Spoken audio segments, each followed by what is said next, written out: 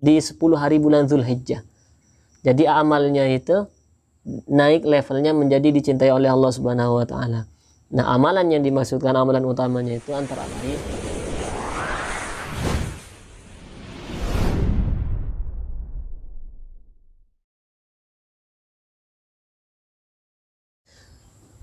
ini seperti biasa saya sampaikan terlebih dahulu keutamaan di hari keempat bulan Zulhijjah ini. Sebelum-sebelumnya kan sudah saya sampaikan ya, diriwayatkan dari Ibnu Abbas radhiyallahu anhu. Nah, ini ingin saya sampaikan seperti ini. Orang-orang terdahulu, misal contohnya adalah sahabat Nabi Muhammad SAW, Abdullah ibnu Abbas. Nama aslinya itu adalah Abdullah, anak laki-lakinya Abbas. Tapi di dalam banyak literatur keilmuan, entah itu hadis kah, ataupun di kitab-kitab yang lain, itu disebutkannya itu lebih banyak hanya disebutkan dengan Ibnu Abbas. Ayahnya maksudnya nama ayahnya itu dihilangkan. Tapi disampaikan maksudnya nama anaknya itu dihilangkan, ya. Jadi nama anaknya dihilangkan, padahal nama aslinya adalah Abdullah Ibnu Abbas. Nah, tapi di dalam hal ini itu nama anak sendiri itu dihilangkan, kemudian yang muncul adalah Ibnu Abbasnya, anaknya Abbas.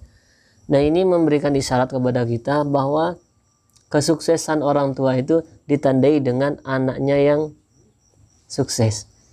Makanya ketika anaknya sukses, yang muncul itu siapa? Bukan anaknya, bukan nama anaknya, melainkan siapa?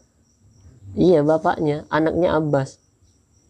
Ya, kalian misalkan siapa namanya, misalkan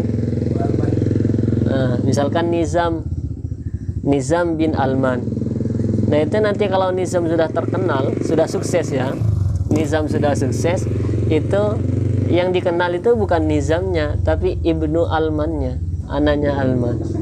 Nah, ini tentu harapan kita semua, bagaimana suksesnya kita itu nanti bukan membawa nama kita sendiri, tapi nama orang tua kita yang muncul. Saya kira ya seperti itu ya. Nah, di dalam hari yang keempat ini, kata beliau, ini masih di dalam kitab yang sama, Durratun Nasihin fil Wa'di wal Irsyad, disampaikan di hari yang keempat itu tentu amalan yang sangat spesial di bulan Zulhijjah ini, khususnya di hari yang keempat ya, atau di hari yang pertama sampai dengan tanggal 9-nya, itu adalah berpuasa. Sampai kata Nabi Shallallahu Alaihi Wasallam disampaikan, tidaklah aku sukai amalan di hari-hari yang lain itu, kecuali kata Nabi hari di 10 hari bulan Zulhijjah. Jadi amalnya itu naik levelnya menjadi dicintai oleh Allah Subhanahu wa taala. Nah, amalan yang dimaksudkan amalan utamanya itu antara lain itu adalah berpuasa. Makanya kata Ibnu Abbas di sini disampaikan, wal yaumur rabi'u, di hari yang keempat, apa yang keutamaan yang terdapat di dalamnya?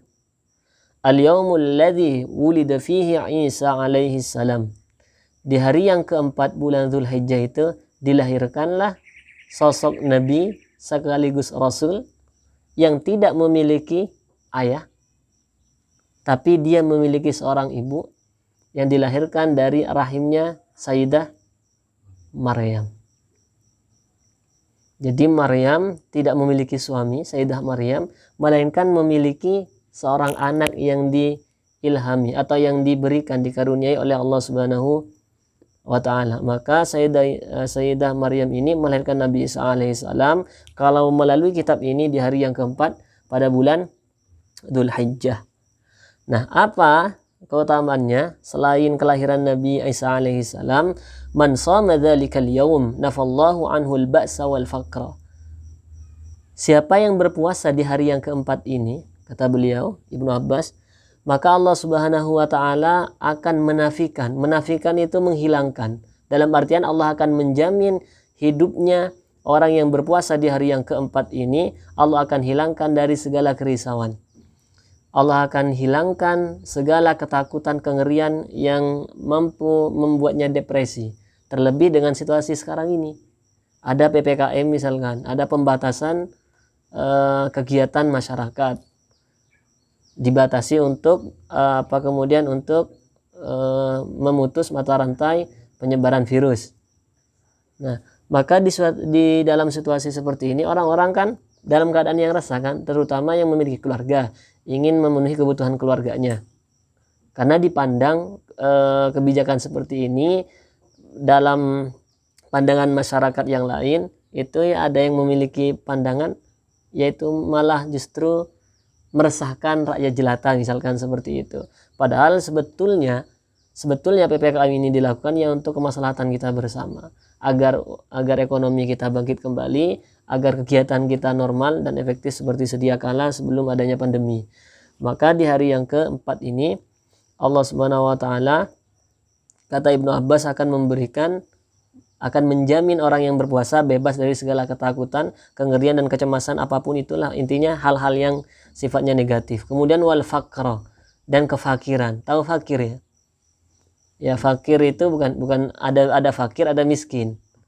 Ya, fakir itu di bawahnya miskin. Jadi kalau miskin itu masih memiliki persediaan misalkan makanan dalam waktu yang cukup lama, tapi kalau fakir ini jangka waktunya tidak cukup lama. Ya boleh jadi hanya ya 3 hari lah atau 1 minggu lah. Itu akan dihilangkan oleh Allah Subhanahu wa taala dari segala hal yang seperti ini. Jadi kefakiran akan Allah hilangkan, ketakutan, kecemasan dan selain sebagainya akan Allah jamin akan terhindar dari itu semuanya. Nah, ternyata tidak berhenti di sini saja. Setelah Allah hilangkan dan Allah jamin, fakana yaumul qiyamati ma'as-safaratil bararatil kiram. Nah, nanti ketika ia sudah wafat, kembali kepada Allah Subhanahu wa taala di hari kiamat, ia akan bersama dengan ini safaratil bararatil kiram. Ini ada yang menafsirkan dengan malaikat yang baik-baik. Itu nanti akan membersamainya. Kemudian ada juga yang menyampaikan nanti orang yang berpuasa di hari yang keempat ini akan ditemani atau akan bersama dengan para rasul yang mulia, yang dimuliakan oleh Allah Subhanahu wa taala.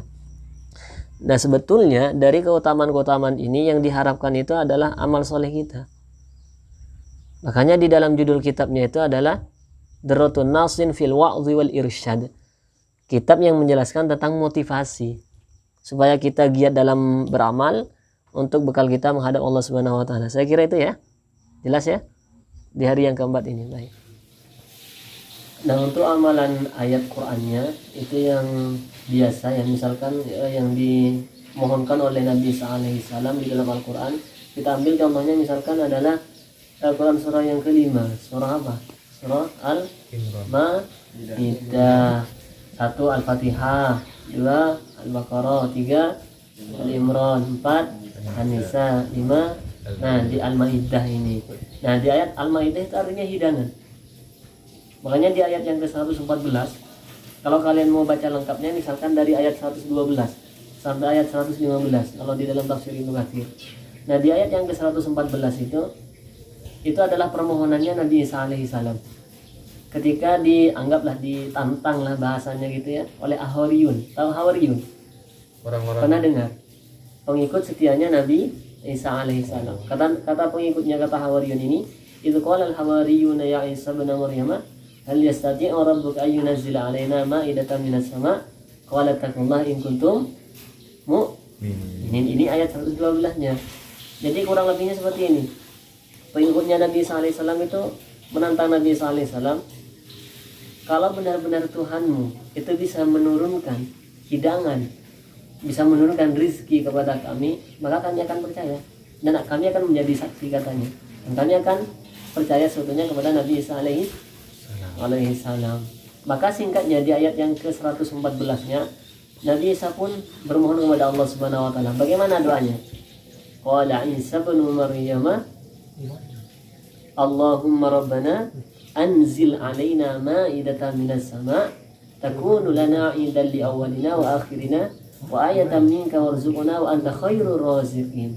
Maka kemudian Nabi sallallahu alaihi wasallam memohon kepada Allah Subhanahu wa taala, Allahumma, ya Allah, turunkanlah anzil alaina ma'idatan minas sama', turunkanlah dari langit hidangan bagi kami. Maka di ayat yang ke-115-nya apa yang disampaikan? Allah langsung mengabulkan doa Nabi Isa alaihissalam. Ini doanya Nabi Isa alaihissalam. Makanya di hari yang keempat ini orang yang kemudian mengamalkan, orang yang kemudian berpuasa dan mengamalkan salah satu apa yang disampaikan oleh Nabi Isa, misalkan doa Nabi Isa alaihissalam, terlebih dengan situasi dan kondisi seperti saat ini yang orang-orang membutuhkan rezeki semua, merasa ya terhimpit lah perekonomiannya, maka saya kira ini baik untuk dimohonkan. Contoh misalkan, ya Allah Rabbana anzil alaina ma'idatan minas sama takunu lana idan li awwalina wa akhirina wa ayatan minka warzuqna wa anta khairur raziqin. Dan kalau kalian perhatikan ayat ini, Nabi Isa memohonkan agar diberikan rizki dari langit itu bukan hanya untuk Hawariyun saja, bukan hanya pada kaumnya saja atau umatnya saja, melainkan takunu lana idan li awwalina wa akhirina. Jadi kata Nabi Isa, ini sebagai rizki bagi orang-orang yang telah menantang saya ini atau pengikut setianya lah, Hawariyun, dan kepada orang-orang setelahnya nanti, orang-orang setelahnya ini, supaya mereka percaya bahwa Allah Subhanahu wa taala itu adalah Tuhan yang wajib dipertuhankan. Allah adalah Tuhan yang wajib dipertuhankan. Maka ini doa untuk memohon rezeki kepada Allah Subhanahu wa taala agar dikaruniai rezeki yang berlimpah, dikaruniai rezeki yang berkah, dan dengan rezeki itu kita semuanya bisa menguatkan ibadah kita, kemudian bisa beramal soleh di hadapan Allah Subhanahu wa taala.